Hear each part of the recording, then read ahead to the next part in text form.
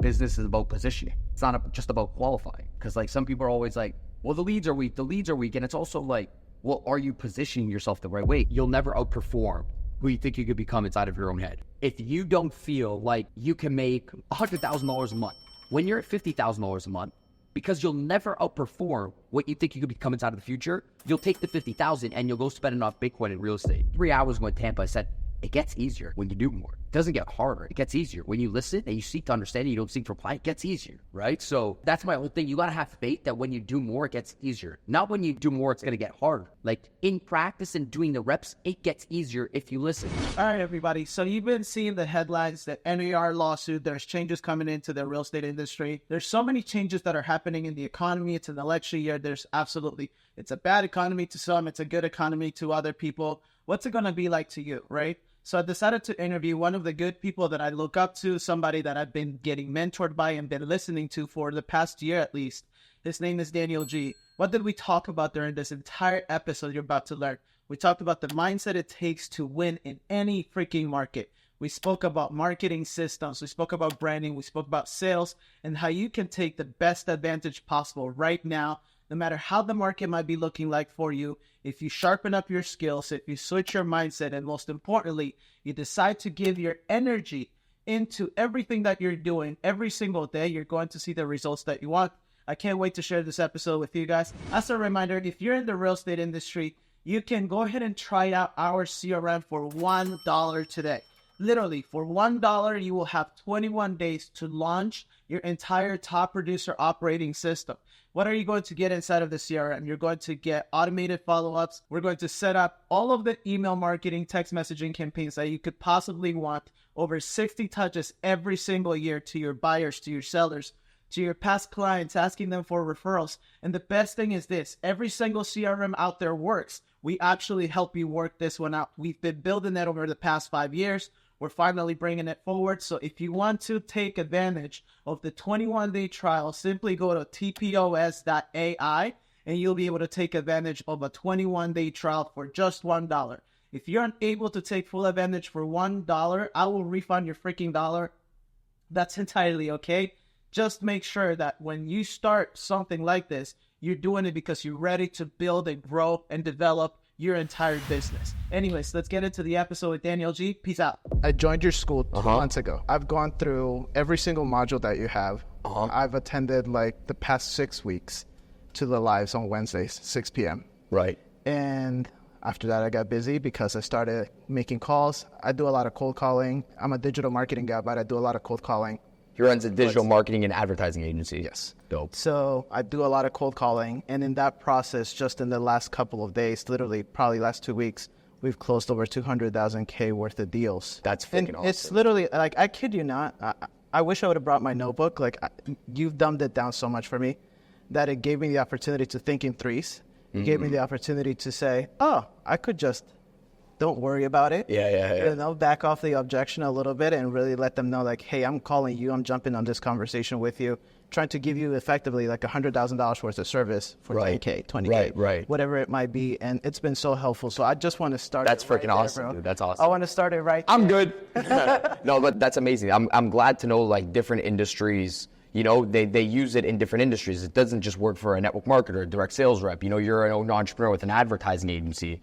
And, you know, I always say, like, business is about positioning. It's not just about qualifying. It's also about positioning. Because, like, some people are always like, well, the leads are weak. And it's also like, well, are you positioning yourself the right way? Because if you position yourself the right way, somebody be qualified by your shit at positioning, in a presentation or in marketing, like what you guys do for people. And if you're not positioned the right way, you're anchoring the wrong thought, right? So it's like, somebody could say, well, I don't have the money. In reality, they might be qualified, but you positioned yourself as a $50 business but realistically, if you position yourself as a $50,000 business or $500,000 service, positioned it the right way, they would find the money. So before even sales, it's always about positioning. And you're positioning the presentation. This is what I was saying last week on a live stream. I'm like, people got to learn how to position themselves first, qualify second. Positioning's everything, you know, like. Absolutely. That was the thing. So when we started our business, we said, top producers choose TopShotPro. We said we're going to go straight at the top. It's much easier to spend the same amount of energy going after the real estate professionals that earn that sell 500 homes a year Right. than the ones that sell 5 homes a year. You could spend the same amount of energy, but somebody's going to listen at a higher level when you say to them, I have this solution. And so we started right there effectively, right, within our business. Part of the reason why I wanted to do this podcast is because we figured out the branding side of things for them. Sure. We realized they need a market in order to do the marketing too. And then we get into the sales component, which is I can go ahead and hand deliver you the leads. And to me, that's when really the game begins. Mm. So for you being in sales, you've been in sales since you were 14 years old, if not younger, right? Pretty much your whole life. So what would you like somebody that's listening to this podcast, particularly in the real estate industry, to get out of this when they hear you talk about sales and they get that lead and we start the sales process essentially? Everything starts from the first hello inside of sales, right? So, you boil down the final yes inside of sales from the first beginning touch point with the client. So they're judging you off the first, 5 seconds of conversation. So everybody, my whole brand is world-class closers. Most people are world-class wingers, I say. They wing even the first 5 seconds of a conversation. Yep. They don't have nothing structured. And to me, salespeople are never born. Salespeople are made. Like, when people are like, well, but this guy must have been a born salesperson. I'm like, no, I wasn't structured on how to hold a conversation in the first 5 seconds. I didn't come out of my mother's belly on how to deal with objections. I didn't come out of my mother's belly on how to close out a client or, present an offer or talk in threes. This is all trained. So I think the first thing is people have to understand if you're in sales, just because you fell into it, it doesn't mean that you don't train inside of it. Mm-hmm. Because a lot of us fall into it. So just even the first 5 seconds of a conversation, if you don't even train that, you don't even develop the relationship the right way. So it's hey, by the way, I'm just so happy to sit down with you, right? Most people will be like, hey, so how's your day going, blah, blah, blah. It sucks. It's hey, by the way, man, just so, I'm excited to sit down with you and just better understand who you are and what you got to offer. And if I feel like I can support you, I'll definitely show you what I have to offer. If I don't feel like I can support you, I'll point you in the right direction, whether that's in the middle of the call or towards the end of the call. And that way, if I do feel like I can support you, I'll show you exactly what we have to offer. And then, if it is the right transition for you right now, or maybe in the next 6 months to a year down the road, at least you have us in the back of your pocket for the future. Now I'm also making the client relax, I could talk to this guy. Mm-hmm. He's not going to pressure me to make a decision. So his shoulders are dropped. So I already know how to do that from the first 5 seconds, because some people think they have sales problems. And they're like, well, I can't close out my leads. I say, well, you might not have a closing problem. You might have a customer talking to you problem about the truth. And maybe they don't talk to you because they know they're going to be sold. And if they know they're going to be sold, they're not going to give you their wants and needs. And if you don't know their wants and needs, you can't sell them a product. If you can't present them the right way, you can't close them. And it starts within the first 5 seconds of you dropping the client's shoulders, saying, hey, by the way, I'm just so happy that, you took the time to sit down with me. I just want to better understand who you are. So whenever you want to make a transition inside of the future, if that's 6 months to a year down the road, at least you know what we got going on at the agency here. So now you're not pressuring the client towards the end of the conversation to make a decision, so that you're like, I could talk to this person. People don't have a closing problem, they have a talking problem. And business is all talking. In that regard, right? So I always tell agents, I say, there's 2 timelines. It's either now or not now. Right. Unless it's a hard no. And even then you have an opportunity to learn something there. And then I get the objection of, well, I need the business right now. And then I sit there and I say, well, what's the conversation like? And they tell me, well, I can't push them. It's the market. And everything becomes they object themselves. Right. So part of what I've been learning just from listening to you, watching you, and doing the work that you do is I feel like you actually take this approach to sales from an energy perspective. Sure. So how does somebody get that out of themselves to, essentially bring that into the table, into the conversation? Because by default, if somebody talks with a high energy, with the willpower to say, I want to help you more than you're even going to give me per se, then there's just a reciprocity that builds. So how do you get that out? Energy comes from preparation. Confidence comes from preparation. The less prepared you are, the less excited you are to talk to somebody. My energy comes from knowing what to say, when to say it, how to say it. I'm not going to be energetic right now in the podcast if I didn't know how to answer your questions. I'm going to be scared to do a podcast. I'm probably not going to agree to do a show at 10 p.m. at nighttime. I'll be like, there's no way. I got to prepare a lot, but I don't got to prepare because it's already inside of me. Right. So energy comes from, think of it. If you don't know what to say to an objection, you're probably not going to prospect a lot of people. Mm-hmm. So your objection handling skills is completely correlated to how much you prospect and you outreach to people. Mm-hmm. Think of that. The amount of sales that you do is completely correlated to the amount of prospecting that you do inside a business and the amount of outreach that you do inside a business. Because if you don't know what to say, you would be scared to say something to somebody. Mm-hmm. So the first thing is just getting super good on what people say when they say no to your product and what to say when people say no to your product. Not necessarily what to say when people say no to your product. And, you know, just every stage, it's just, business is the cycle, man, of just doing more of what works, getting better at what works, doing more of what works, getting better at what works, doing more of what works, getting better at what works, and not trying to constantly reinvent the wheel. Just keep it very simple. Why That's is just it masterful. so much easier for people to just reinvent the wheels, you think? Yeah, because they get something called bored. And what they fail to realize that inside of business, bored equals consistency. So if you're doing the same shit over and over and over, and somebody's like, well, I'm bored of doing this. I'm like, wait, so you mean you just hit the cycle of consistency? Like, welcome to business where you should be doing the same shit over and over, and it might get boring because you're mastering the fundamentals, but you're just getting so much better of it. So the moment you hit bored some is like the moment you hit momentum and consistency. It's a sign that like, oh, you're bored, so now you're consistent. And then when most people get bored, they're like, I don't want to do this again today. That's exactly what consistency is. That's called being predictable and consistent inside of business. Shows up to the same thing at the same time, if not more than yesterday, right? So, Dude, you know what's crazy? In 2022, I met Hormozy. okay. And he tells me, Michael, are you speaking already? I'm like, yes. Are you talking to a bunch of leads? I said, yes. He's like, you're on stages? I said, yes. And he goes, get back to doing the fucking boring work. And it messed me up because I didn't know what he meant. Right. I really, at the time, I was oblivious to it. And then I got back and I started like, okay, well, what's the boring work? And it meant doing the repetitive things over and over and over. But to your point, as an entrepreneur, you tend to look for the shiny object, or you tend to look for, okay, what else can I do? So when you're in a world and like my clientele is like, they're all realtors, they're being pitched services 24/7, 365, and there's a million ways to get business.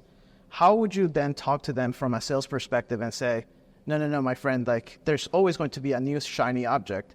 This is how you get laser focused on the one thing that's going to get you the result. Yeah, you know, the motto is what got you to chapter 20 is going to get you to chapter 30 and more. So it's not what got you to chapter 20 is not going to get you to chapter 30. You do the exact same thing and more. That's the point of business. It's like you do the same shit, figure out how to optimize it, and add a little bit more inside of your pipeline or inside of your day, right? Until the point where you got to delegate. Most entrepreneurs aren't at the point where they're maximizing, they got to delegate. You just look at athletes, man. So when you're asking me this question, I go back to athletes. I go back to soccer players. I go back to basketball players. You know, athletes do one thing.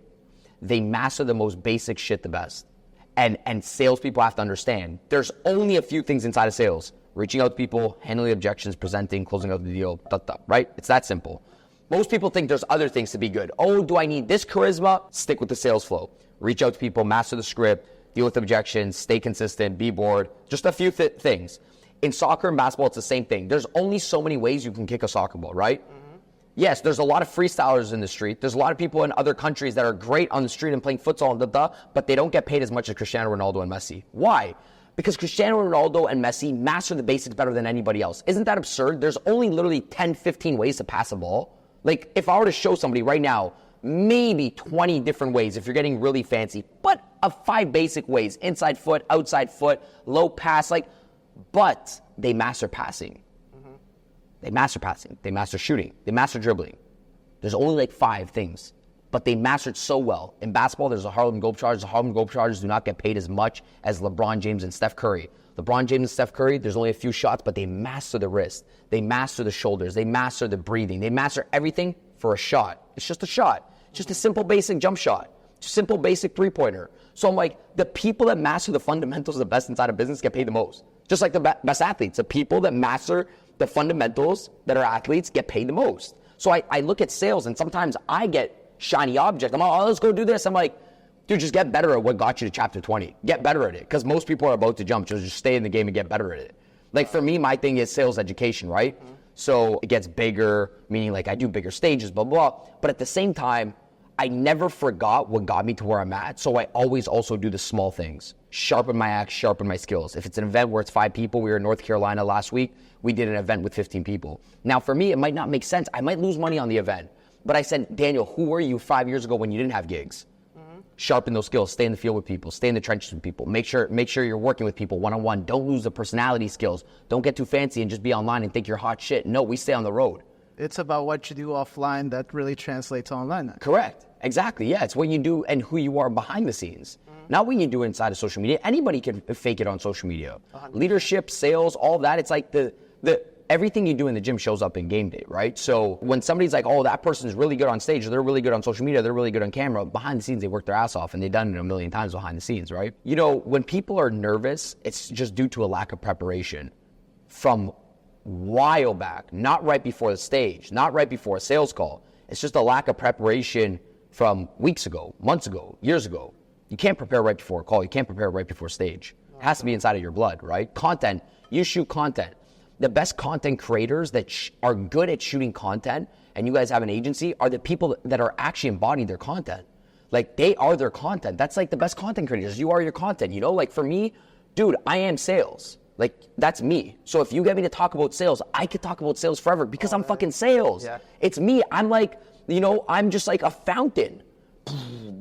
I can just keep talking about it and keep pouring in. Some people, when they create content, they're like a fucking drain. And it's like, oh, I have to, another one. Oh my God. Day. So it's like, it's content day. Yeah, because you're not your content. Yeah. But if you were your content, if you were who you say you are, if you are a coach, if you are an actual realtor, just be you.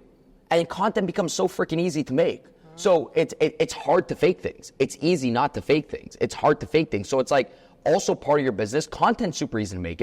I think it's so important as realtors, as direct sales agents, door-to-door agents, whoever you are, entrepreneurs, it's so important to make it. And it's so easy if you really just think about your day. What happened throughout the day? Boom, it's a piece of content. Just go through your whole day. You don't have to fake it. Just think about your day. There's great analogies. There's great concepts. Talk about them on content. You don't have to fake it. That's why my content does well, because it's always stories. It's always an analogy towards a concept that I'm trying to train on, right? So, and you have this thought, I heard you say it once. You said, you're also never going to beat the person that you are inside of your own head. Yeah. And that stuck with me. Like, I actually have that written down. I have a list of quotes. It's like, oh, that one was good. So tell me a little bit about that, because in my head, I know where we're going. Body's just still catching up to it. Right. Right? So tell me a little bit, like, when did that come to you, and what do you mean by that for people that might? Yeah, but the line is, you'll never outperform who you think you could become inside of your own head, right? So when I say that, I say, if you don't feel like you can make $100,000 a month, when you're at $50,000 a month, because you'll never outperform what you think you can become inside of the future, you'll take the $50,000 and you'll go spend it on Bitcoin and real estate. But if you felt you grew with $50,000, $100,000 inside of your business, you would have took the $50,000 and reinvested back inside of your business. Even down to the reflections of your investments reflect of where you think you're headed inside of the future. Everything you do, if you go piss on a wall outside right now, if I were to leave right now and I go piss on a wall, people are going to be like, why is he making that example? Because if I were to go piss on a wall, that obviously means that I don't care about my public image inside of the future. So my current actions dictate exactly who I think I'm going to become inside of the future. So if you're looking at yourself in your life right now, everything what you do right now is a complete reflection of where you think you're headed inside of the future. So if you're a lazy ass today, you don't feel like you're headed to something big inside of the future. If I'm sitting down with you, dude, it's a podcast right now, it's a show. I would love the audience to know. Like, we're rocking out right now with your video team, my video team at 11 o'clock at nighttime. Yep. There is obviously something inside of our head where we're like, we're deemed for more, so our reflections, our actions just naturally show it. It wasn't like, oh, Daniel, but bro, it's so late. It's just like, yes, like, boom, let's go. Make it work. Yeah, let's just make it work. Yeah. Why? So our actions naturally reflect that it's like, hey, we want something more. So our actions right now reflect every single habit that you have inside of your life, or every single action that you do is a reflection of where you feel like you're headed the next 5 to 10 years down the road. So like everything, if you're lazy today, it means like you don't want something tomorrow. So you'll be lazy today. It doesn't matter for you. But if you want something bad enough tomorrow, you won't be lazy today. That's why I said you can never outperform the person that you think you can become inside of the future, or you think you are inside of your own head. If you think you're a lazy piece of shit, you'll never outperform, oh, I'm a lazy piece of shit, because that's who you think you are. If you say anything, it goes for everything. If you say, I'm a struggler, it's hard. Man, I just struggle.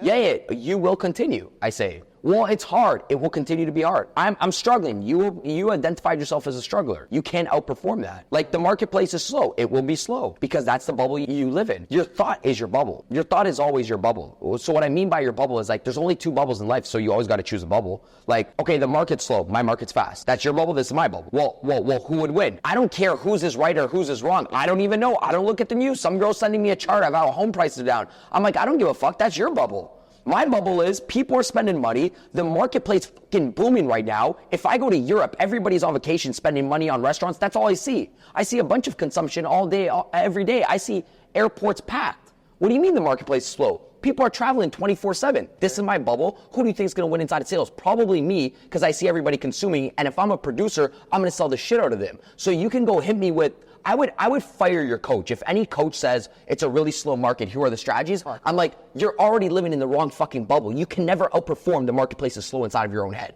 You will not go inside of the elevator tomorrow and go compliment the girl inside of the elevator because you're like, it's a slow marketplace. So like, you already shut off your brain before you started. You quit your business. That's what I mean by you'll never outperform your thoughts inside of your own head. You quit your business before you started the day. If you're like, well, it's saturated or the marketplace is slow, you just fucking quit today. You just quit your business before you started. You can't go and prospect people when you say the marketplace is slow. My marketplace is booming. Everything's on fire inside of my own head. And it's crazy that's what I attract throughout my whole life. I attract guys that want to work, people that want to make money, people that want to go to events and stuff like that. So I'm like, dude, what bubble are you living on? I don't see it. It's crazy when you tell yourself something, it's actually what you attract. I don't see people in a bad position. I like the bubble analogy. A while ago, I heard this story of two kids. They saw horse shit underneath the Christmas tree. And when the one kid goes, Santa hates me. And the other kid looks back and he goes to mom and dad and says, where's my pony? So it's like, are you looking at horse shit? Are you looking at the pony? Are you looking at the right bubble? Or are you looking at the wrong bubble? It doesn't matter which one's right or wrong. It just matters what kind of attention you're going to give to it. I like that. So at which point in time did you realize that sales was your thing? I realized it at a young age, and then I got sold out of it, from probably 18 years old, I got sold out of it because I went back to school. But at the age of 14 years old, I said, this might be it. Interesting that this job accepted me. So I didn't really get accepted to many things inside of life. So when I started making money, I started breaking a lot of myths. Everything was a lie to me because there was a flaw in people's messaging, which meant, I was born that, Daniel, you have ADD, ADHD, your ESL, English as a second language. You can't go make money if you don't go to school and get a good job and get good grades, etc. And I broke the myth at 14. So I said, why are these people lying to me? And I said, okay, wait. Instead of getting mad at everybody, I channeled energy and I put it right back inside of my business. And I said, let me see if it's real. Let me see if the sales thing is real. Are they lying to me? So let me go up and do it again next week. Okay, let me go and do it again next month. It's working. So it's like you're in a game of trying to prove to yourself that it's real rather than almost proving them wrong. And I'm like, I can't get mad at my mom. They didn't even know this was possible. Yeah. You don't know what you don't know. I don't get mad at people when people are like, yeah, man, this guy, you see my thing is always the sales dream. And, I'm always selling the sales dream. I'm like, the sales dream, man, sales. And I'm like, you can't get mad at people for saying, oh, that person's brainwashing you or that person's selling you the dream. Don't get mad at them. They don't know any better. They're literally living in a bubble of somebody selling them a nightmare inside of business or inside of life. They don't know any better. They don't know that sales can provide you financial freedom. They don't know that there's jobs like direct sales, real estate agents that make $80,000 in a commission, direct sales reps that are making $100,000 a month residual.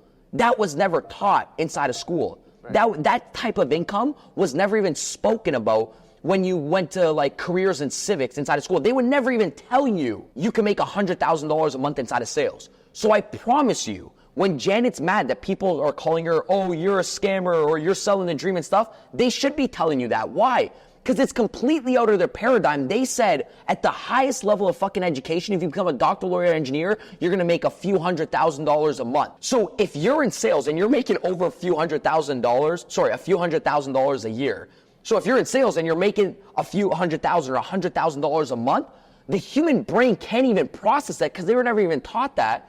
So they're just going to criticize you and be like, dude, you're in a scam, or you're just selling the freaking dream, because they can't even process. They're like, we never been taught anything outside of doctor, lawyer, engineer. You should be making over a few $100,000 a year. So obviously what that person is doing is freaking wrong. So I don't get emotional. I'm like, they just bought into a capped lifestyle. The capped lifestyle, it's called the capped lifestyle. They bought that bubble. The system sold a bubble, and the bubble was doctor, lawyer, engineer, $300,000 a month. Anything outside of that, go look at people being weird. Go look at the Daniel G guy. That guy's just selling you the dream. I'm actually just selling you another fucking bubble. That's all it is. That's why I keep saying it's just what bubble you buy into. Life is just a bubble, right? So I think depending on the life that you want, you got to be willing to drink that Kool-Aid. Correct. Yeah, that's what I always say. It's it's the Kool-Aid that you want to drink. You choose what Kool-Aid you want to drink. Exactly. Right? It was one of those things for me because there's a ton of sales coaches, literally a ton of sales coaches. Yeah. And then when you came across my feed a while back, you had a video and you said something in the lines of, number one real estate coach, no one's going to outwork me just for what I do in the next 5 years. Yeah. And I just see you everywhere. Really? So, yeah.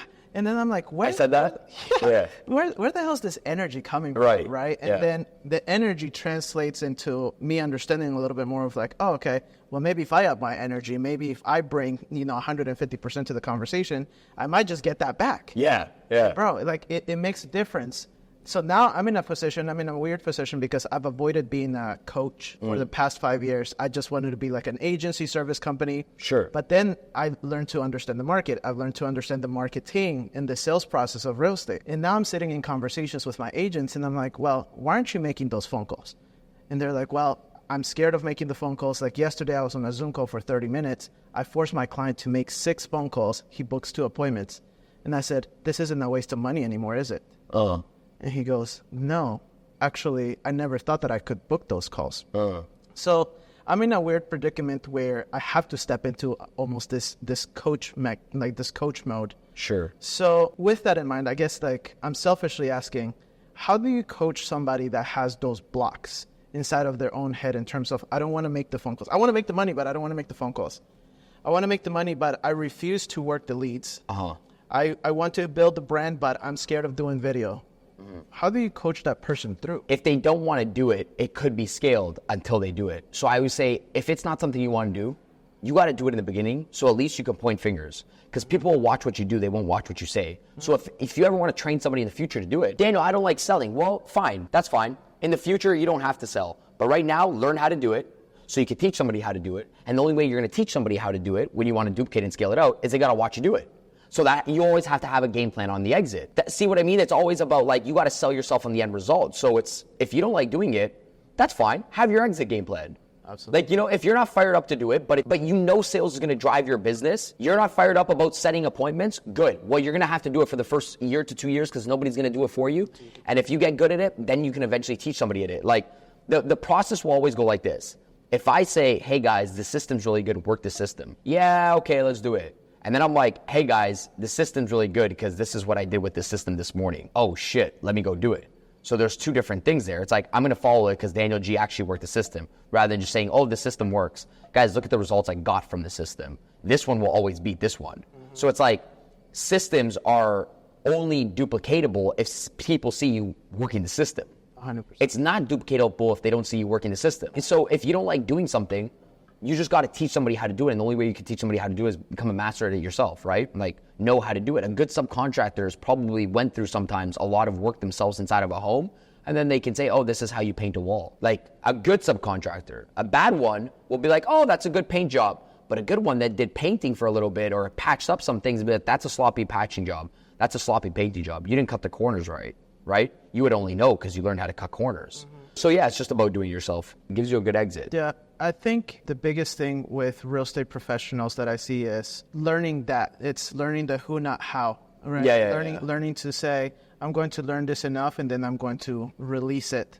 So in that regard, you've been doing sales for as long as you have. This is like one of my last few questions. In getting people to realize, and so I don't know if you know this, but like getting into the real estate industry is extremely easy. Sure. You train for 50 hours and they basically teach you how to not get sued. Yeah.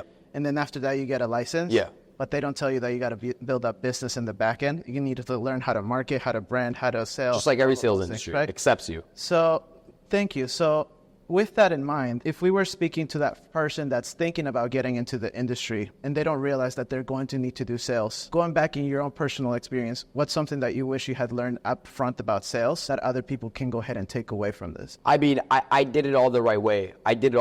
Meaning like I understood that that sales is a number game until it's a skills game, and then it becomes a both game. Like I learned it the right way. I sucked at sales in the beginning, and I'm like, oh, I'm just gonna out knock everybody. So I played the contact sport first. And then I said, now I'm going to get better. But I'm not going to get better and then do less. I'm going to get better and still do the same that I did when I was freaking running like an animal door to door. I'm just going to get better, but still do the exact same numbers. So it's always a numbers game until it becomes a skills game. And then it becomes a both game. It becomes a number and skills game. So I always tell people, I'm like, listen, what you lack for in skill, you make up for in numbers. So in the beginning stages, you're not going to be good at sales. You might not be good at it, right? Okay, great. You make up for it in numbers. Your customers will tell you how to sell them. If you listen to enough customers, they will tell you their objections. So they will give you the clues of what to say and what not to say on the next phone call. The only reason why people are bad at cold calls, they don't make enough cold calls, or they don't actively listen on the cold calls. They don't actively listen on the cold calls. A customer will tell you, no, thank you, I'm not interested. No, thank you, I'm not interested. No, thank you, I'm not interested. No, thank you, I'm not interested. Okay, if 7 people told you, no, thank you, I'm not interested off the first 7 cold calls, what does that mean? Then you got to do the 8th cold call being like, okay, they're going to say, no, thank you, I'm not interested.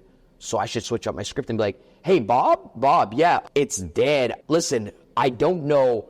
I need a little bit of support. First, I need to confirm something. Is your home 123 Bob Mackenzie Street? Yeah, it is. Can you support me with something before I jump into my next meeting? I need to make sure there's something right with your house going on right now. Yeah. 2 quick questions, then I got to bounce into my next meeting. Question number 1, now the guy can't say, I'm not interested, because now you asked him for support about his home. But if you're like, hey, Bob, it's Daniel from Remax Canada. Yeah, I'm not interested. Click, hang up. So your customers give you signals on what to do better on the next call. If they're telling you on the call like, hey, by the way, I don't need to sell my home right now. Good, on my next call, I'm going to start telling people, hey, by the way, I don't know if this is going to, because everybody keeps saying, I don't know if I'm going to sell my home right now. So every single objection somebody's giving me is content and conversation for the next call, which essentially means that on the next call, I'm going to say, hey, by the way, Lindsay, I don't know if this is a great time to sell your home right now. So my job is just to ask a couple, because that was their objection. That was the last 10 clients' objections. So your clients give you a common denominator of what to say to the next clients. If you listen, most people seek to reply and don't seek to understand. Great sales reps always seek to understand. So they're always like, okay, data download. Okay, that's what their objections are. Okay, I'm gonna start eliminating what the common denominator was on my next call. So you get better and better. I was just saying this in a training like 3 hours ago in Tampa. I said, it gets easier when you do more.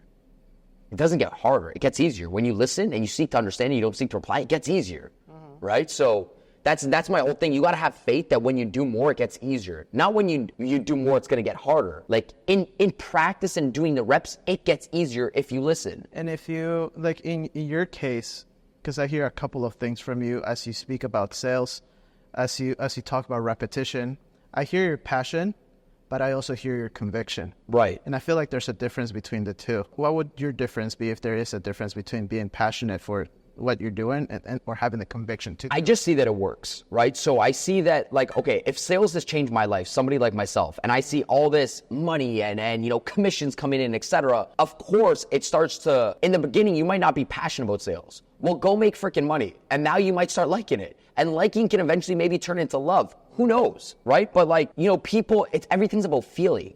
So everybody's like, yeah, I don't feel like doing it today. Well, imagine the feeling of when somebody says yes to you and you get a commission check. Chase that feeling. It's a good feeling. What feeling are you choosing? What that's the outcome. So it's like, I know how crazy this is, but like people don't make enough to like it enough. Like get enough yeses, you might like it, right? Get enough yeses, you might like sales. Where you may have just heard no so much right now that if you heard yes and you got a couple commission checks, you'd be like, oh, I actually like this. There is a payoff, but some people quit right before it. And I think conviction just comes with repetition again. Like those come hand in hand, right? Like conviction comes with my repetition, and it doesn't necessarily mean have to be passionate. Like you can still make a lot of money without being passionate inside of doing business, right? Like there's a lot of CEOs that we know, they're not passionate about making signs. I'm looking at a sign right now, that's why I'm saying that. Like, but they found $1 million solution and they're like, oh shit, there's a gap in the marketplace. Let's make signs because people need signs for hotels. Really? I met the most weirdest people that have the most odd ideas and they're millionaires because they found great niches, right? So, and they're not passionate about it. They solve a problem. And that's what's the beauty of sales is you go out there, you find people that have problems, you solve the problem, you make a lot of money. You don't have to be passionate about your product. That's horse shit. When everybody says you have to be passionate, do you have to have conviction? Yes. Do you have to have great energy? Yes. You have to have great energy, you have to be prepared, and you have to have great conviction. But you don't need to be passionate about what you're selling. It is complete horseshit. When people are waiting to get passionate to become a millionaire, I'm like, you may wait your whole fucking life. So sorry to cut you off, but I was already making money at 14, and I was not fucking passionate about my product, dude. I sold home services, lawn services to people at the age of 14. I promise you I was not passionate about people's fucking lawns. I found people that had problems. I found a product, I solved the problem, I got paid a shit ton of commission. That's sales. So you really don't have to be passionate about it. Actually, your hunger is supposed to outweigh your passion inside a business. So to me, my hunger to make money and change my situation outweighed passion 150%. If anybody's saying like, oh, you got to be passionate to sell a product, tell them to go kick freaking rocks, because it's like, you just got to be hungry enough to change your financial situation inside of life. That's But it. Daniel, I'm hungry. I'm just not as outgoing as you. You're not hungry. You're not. So if somebody says that, right? Oh, well, I'm hungry. Well, then your emotions wouldn't fucking matter. If you were that hungry, then you wouldn't give a shit. So that means you're not that hungry enough. So if you're like, well, I'm just a little bit introverted, that means you're not hungry enough. Because, hey, when people are saying, well, I'm introverted, does that mean you're lazy? Nope. Okay, great. I'm going to say it again. Being introverted doesn't mean you have to be lazy. It still means you can work your ass off. Okay, it doesn't mean you have to be extroverted and be like crazy. You have to, go up to everybody on the street. But it doesn't mean you have to be lazy, right? So you can be introverted and still work your ass off. I love that. There's a reason for that because, again, in terms of creating content, calling the leads, working the leads, a lot of it boils down to, well, I'm not that kind of person. I want the business to come to me. And I realized that if I would have waited my entire life for business to come to me, I would have never sat in this table with you. Right. Like, plain and simple. Like, I'm just a kid that was born in Bolivia. Everything else that I get inside of this life is a bonus to me. And I'm going to work my ass off for it. Right? Right. So for anybody that's listening, last question, I promise. Anybody that's listening that hasn't yet identified why sales is the game that they should be playing, what do you have to say to that person? The person that says to themselves, well, I'm not a salesperson. I want to help people buy their house, but only if they want it. But I'm not a salesperson. What do we say to those people? Own it, because somebody's going to have to do it. When people, somebody's going to have to get to work and somebody's going to sell them the car. So yeah, if you're in the position, just own it and know you can make a lot of money and just do good with it. Do good with your influence, because they're going to buy from somebody. They're going to buy a home from somebody. So, hey, you could be the person supporting them. They're going to buy a car. If people are like, well, I don't like salespeople, I'm like, good, go sleep on the street. You got to buy a home from somebody. You got to like real estate reps. Well, I don't like car salesmen. Good. Walk to work then, bro. Then walk, or take the bus to work every single day. I don't know. If you don't like car salesmen, then whatever. No, you don't like the way you had interactions with some car salesperson, but that doesn't have to be you. The stigma of the salesperson, you can be high energy and provide good service. You don't have to be a jackass and scam people. And that's the stigma, because we watch stupid fucking movies growing up where it's like you've watched somebody, the stigma of a salesperson choking somebody to buy their product and be like, yeah, and then boom, the person bought a scam. And then you have this stigma being like, oh, it's cool. Yeah, but I don't want to be that person, right? Because you watch The Wolf of Wall Street and people in that movie literally scam people. And they edified it, where they're like, that's what sales is. Well, you don't have to be like that. You don't have to be a scammer. That guy shouldn't be edified. Like, that guy scammed people after to buy a product, and then after it came out, like, oh, that guy, scammed hundreds of millions of dollars, or whatever the case was, how much millions of dollars he scammed, and ended up in jail. Yep. Is that somebody to edify? No, that's not what sales is. Sales is finding people that have problems inside of life and selling them a solution that can solve their problem with a better outcome and a better result, where your clients deliver you fucking flowers and not a lawsuit. That's sales. That's the beauty about sales. Hey, for me, everybody that I've ever met inside of my life, they're like, Dan G has always over-delivered. There's none, like, you're inside of my programs, I come out here, there's nobody that I've ever met that's like, that person scammed me. I've never ran into that person. I don't have to run a business like that. I can always run a business with good results, good outcome, find the right clients, right? So it has a bad stigma because maybe you've been brainwashed with the wrong things, or you've been following the wrong people, and that ain't sales. I made such a good living with making money from people, because it's the cycle of life, solving the problems, helping them out inside of life, and people shaking my hand and loving me for it. So, and I think that's such a good feeling too as well. Like, people will thank you, that's the beauty about sales. When you sell a home, man, sometimes you got to think of the end result as saying, like, you're selling somebody a dream. You're really selling somebody a dream. It's somebody's dream to live inside of a home. Yep. It really is. You're working on a dream purchase for that individual. It's a home. Like, it's a beautiful thing. It's a dream to drive a car. When you're selling a car, you're selling somebody a dream. It's a dream to drive that car home and just going from point A to B and upping your lifestyle and not having to walk or take the bus, Like, that's literally a dream. But to some people, I'm just a used car salesman. A used car salesman? No, man. That's a tough identity. You're selling somebody a freaking dream. It's a dream for somebody to have a car from going to point A to point B. You're not a used car salesman. You're freaking helping somebody solve a problem inside of life that literally changes somebody's life, getting from point A to point B. And literally the dream they may have had of driving a car. I never drove a car. up until I had my own money to pay for a car until I was 20 and got a sales job. It was a dream for me to have a car. Well, I'm just a realtor, I just sell homes. Dude, you literally sell somebody the biggest dream inside of their life, a freaking home, to have shelter, a home, to live on the block and have neighbors. That's crazy. Like, to me, that's a beautiful thing. So whatever product you have, you're selling somebody a dream. That's why I call it the sales dream. You got to, like, the back of all of our stuff or our shirts literally say, you buy the dream, you sell the dream, you live the dream, right? You got to buy into the dream yourself that you're in the sales dream, and then you got to sell it to somebody, and then you can live it to yourself. So it's all just a cycle. Well, first, is the merch already available? No, okay. It's not. Because we're testing so many different merches and material. Okay, because I definitely need a t-shirt. Yeah. The hoodie looks actually sick. Thank you, bro. I used to not identify as a salesperson at all. I've grown sales teams, and I didn't realize that's what I was doing. I have sold, my first venture was selling sneakers online. Didn't realize that I was selling. It wasn't until probably 2 years ago when I realized, oh shit, people actually like buying from me when I just give, and I want the result so much for them that they start wanting it for themselves. Right. So part of you saying at the very end, you gotta own it.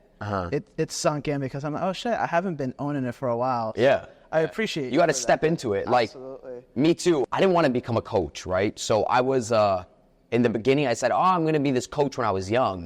And then I'm like, I just want to make millions and millions of dollars. I want to coach people and interact with people. And one guy came up to me one day, I was training my sales floor. And this changed my life when he said this to me. I did some coaching, and then I got super engraved into my business. I was always a great sales trainer since I was 15 years old. In my head, I said, there is nobody that can train sales better than me. And I was 15 years old. Training my kids that used to join our direct sales organization door to door, I was training them on a whiteboard on how to deal with when she said, oh, my husband does something like that. I would train them on how to deal with the objection. At 15 years old, I was great at training sales. But I'm like, I don't want to become a sales trainer, right? This was 7 years back. I opened up an office 2017, late in the winter. I'm doing a sales training. One of my friends in business that we're selling a program for, a course for, is watching me train my sales guy in the morning with a coffee, because we were about to go out for breakfast. So I said, dude, come over to the office. I'm going to train my sales team and let's go over for breakfast. He's sitting down with me. He's watching me train my sales team. And I'm just in my element. I've always been a trainer. It's in my blood, training sales. I told you since I was 15, I was training my sales team. When I was a kid, he comes up to me. He's like, what's wrong with you? I said, what do you mean? What's wrong with me? He said, because I wasn't building a brand and I didn't want to be a sales educator at the time. I wasn't a sales trainer at the time. I wasn't out there online being a sales trainer. He said, dude, you're going to be the best fucking sales trainer in the world that nobody ever knows of. And he said, I want you to just know that if you don't go out there to the world and start busting your ass off, going to events and start creating your own events, he's like, it's going to be an insult and a shame that people would never know who the fuck you were because you didn't go out there on the road. He's like, you're going to be the best sales trainer in the world that nobody's ever heard of. And he said, if you're grateful for where you're at right now, you would go show and train people. He said, because what I just watched there, I've never seen that in my life before. The way you articulate sales, he says, you boil it down to make it so easy and so digestible. He's like, nobody had the ability to do that. He's like, all your analogies and stories, he's like, it's not from books. He's like, you formulate it a different way. He's like, there's something inside of you. He's like, but it's a shame because nobody else is going to know. And those words shifted my whole business. It cut me like a knife to my heart. And I said, and now I tell people, I said, your product, the company you're in, it's such a shame that nobody's going to know about it because you don't go into the marketplace and you don't go promote it, you don't go fucking brand it, and you don't go yell off mountaintops. And I use the same thing that he told me. It's the same thing to other people. I say, sometimes you're sitting on an opportunity, you're sitting in a business right now, and you don't know that it's the best thing in the freaking world, and people don't ever freaking know about it because you're scared to open your mouth. You're scared to go out there. So I say, man, don't be scared, because to me, I needed somebody to tell me that. I needed somebody to look at me in the eyes and say, dude, you're going to be amazing, but nobody's going to know. And those funeral homes are packed with great, amazing talent. That's it. Where can people find you? I mean, dude, come on. Where can people find you? At DanielG.com. That's it. I appreciate you having me. Absolutely. Thank you so much for doing this. Of course, man. Thank you for having me. I appreciate it. Thank you, Daniel. Thank you. I appreciate it.